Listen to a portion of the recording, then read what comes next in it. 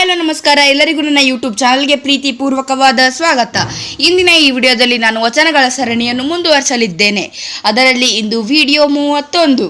ಇಂದು ನಾನು ಬಸವಣ್ಣನವರ ವಚನವನ್ನು ಹೇಳಿ ಅದರ ತಾತ್ಪರ್ಯವನ್ನು ಸಹ ಹೇಳುತ್ತೇನೆ. ಸೊ ಫ್ರೆಂಡ್ಸ್, ಹಾಗಾದರೆ ಇನ್ನೇಕೆ ತಡ, let's begin the video.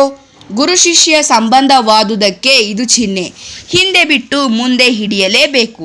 Kudala Sangama Deva ಕೇಳಯ್ಯ, ಕಿಚ್ಚಿನಲ್ಲಿ ಕೋಲ ಬಚ್ಚಿಟ್ಟಂತಿರಬೇಕು. ಈ ವಚನದ ತಾತ್ಪರ್ಯವೇನೆಂದರೆ, ಕೂಡಲ ಸಂಗಮ ದೇವ ಅಗ್ನಿಯೊಳಗೆ ಕೋಲನ್ನು ಬಚ್ಚಿಟ್ಟಂತಿರಬೇಕು.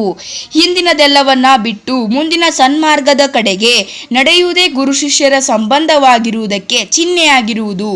ಕಳೆದು ಹೋಗಿದ್ದರೂ ನೆನೆಯುತ್ತಿರಬಾರದು ಎಂದು ಬಸವಣ್ಣನವರು ಈ ವಚನದಲ್ಲಿ ಹೇಳಿದ್ದಾರೆ.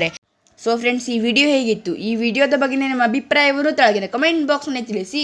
ಸ್ನೇಹಿತರೆ, ನಿಮಗೆ ಪ್ರಪಂಚದಲ್ಲಿ ಆಗಿರುವ ಅತಿ ಮುಖ್ಯ ಆವಿಷ್ಕಾರಗಳು ಮತ್ತು ಅವು ಜಗತ್ತಿನ ಮೇಲೆ ಹೇಗೆ ಪರಿಣಾಮ ಬೀರಿದೆ ಎಂದು ತಿಳಿದುಕೊಳ್ಳುವ ಆಸಕ್ತಿ ಇದ್ದಲ್ಲಿ ಈಗ ನಿಮ್ಮ ಸ್ಕ್ರೀನ್ ಮೇಲೆ ಬರುತ್ತಿರುವಂಥ ವಿಡಿಯೋವನ್ನು ಕ್ಲಿಕ್ ಮಾಡಿ. ನಾನು ನಿಮಗೆ ಆ ವಿಡಿಯೋದಲ್ಲಿ ಭೇಟಿಯಾಗುತ್ತೇನೆ. ಧನ್ಯವಾದಗಳು.